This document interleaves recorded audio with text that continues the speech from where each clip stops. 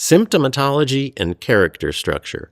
In this video, I'm going to show you a way to understand the structure of human character, and then a way to understand symptoms as pathologies of different elements of human character. It's going to help you understand the human being better. To start off, we can think of human character a little bit like a tree that has its roots in the ground, and then there's the trunk, and then the branches and the leaves that kind of look to the light, the sun. So I want to start off by just going from the ground up, and we start with the physical level or the body level. Okay, the next level up we could say is the familial level, and the next level we could say would be the work level or the conative level, if you wanted to use a more technical term. And then the next level would be the play level, right? The level after that would be the level of friendship and or relationship, and after that would be the level of the mind. Okay. And then you have the level of the spirit, and finally what we could call kind of the meta-spiritual level, of sort of beyond the personal spiritual level. Okay? Okay, so now at each of these levels, let's name, we could think of as kind of elements of human character, character strengths at these different levels. So at the level of the physical, we might say honesty is the character strength, right? Or lucidity. What is honesty? It's staying it's congruent with observation, with perception, right? You think of the emperor with no clothes, and it was the small child who observed, the emperor is not wearing anything, and everyone else was like, no, yes he is. They were lying, right? The child it doesn't really have the brain structures yet to lie, so he just sees what he sees. No, the emperor is not wearing any clothes, right? And that's honesty, right? Honesty is rooted to sensation and perception, so we could say it's a kind of character strength at this physical level. Okay, and at the familial level relates to assertion, okay? Self-assertiveness. The baby cries because it's hungry, and then the parent comes and feeds the baby. Or the toddler cries, I just want, hold me, and the parent picks the child up, holds the child, okay? I love you. It's assertiveness is related to this level, okay? The next level would be the conative level or the work level, right? And we could say there's two character strengths associated with this. Intelligence, not intelligence in the sense of like what they call book smarts, right? But in the sense used when we talk about, for example, the CIA, the Central Intelligence Agency, it's the gathering and analysis of information as relates to its accomplishing goals. So it's kind of like a sort of street smarts intelligence and performance or competence.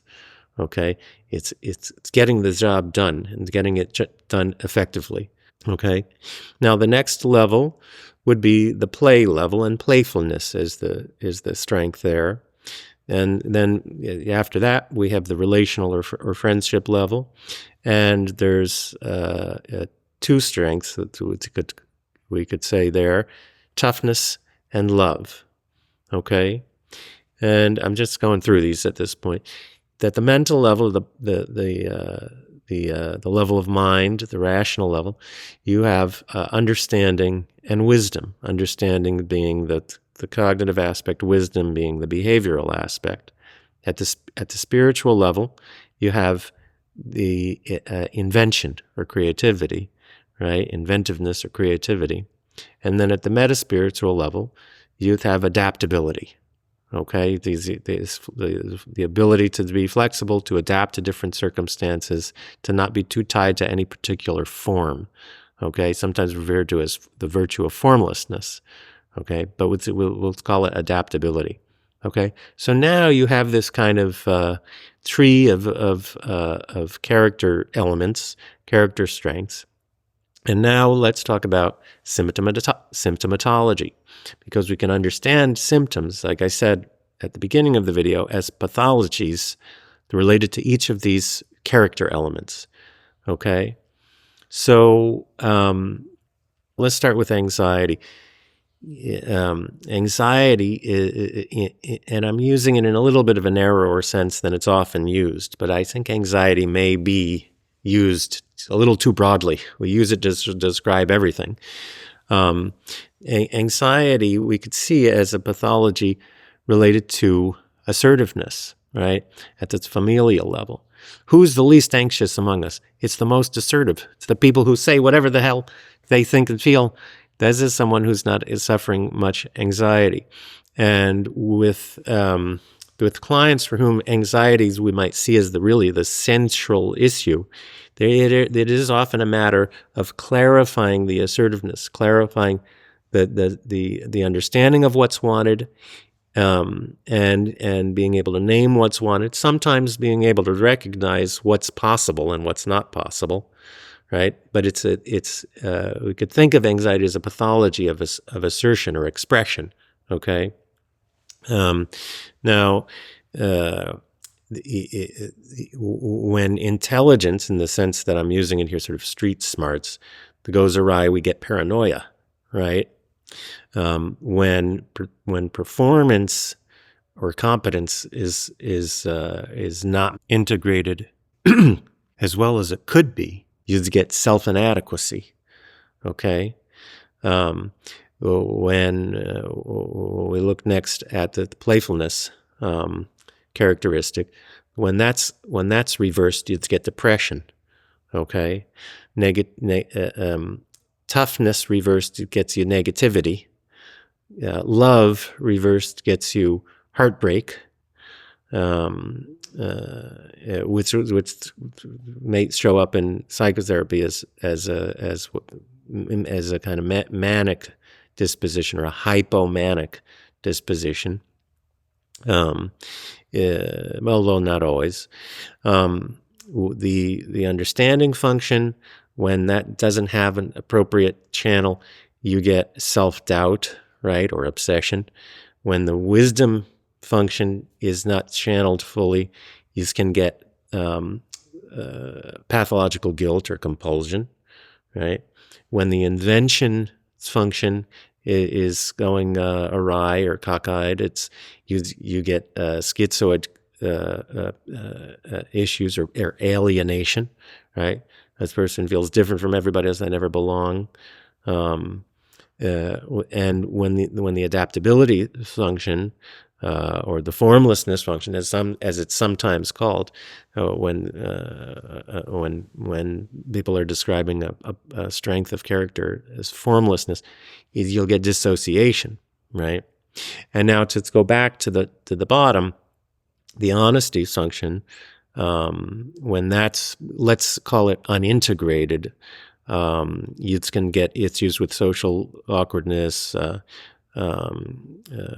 or issues that we might consider to be kind of pertaining to the autistic spectrum. And so now you have a kind of symptomatology, a way to understand symptoms as issues pertaining to different levels of human character and different elements of human character. You see that? So this is a way to understand the symptoms and human character. Now, how do you apply it in psychotherapy? I'm not proposing that you teach clients this material the way I'm teaching you right now. But it's a little bit like in music, a musician might learn how certain harmonies work, certain scales. You learn a scale, da da da da da da da da da da da da da da. You're not necessarily going to make music using that scale. Here's the music, da da da da da. But in learning the scale, you learn something about music, and it may allow you to translate that as you're playing or composing music in a way that's going to give the music more clarity. And that's partly how music develops over the centuries. There are understandings developed about how the music is working that people can learn and the music develops that way. Okay, so that is the spirit in which I offer this video and this material that I offer in general on this channel. So okay, I hope you've found this useful and interesting, and I'll be back with more soon.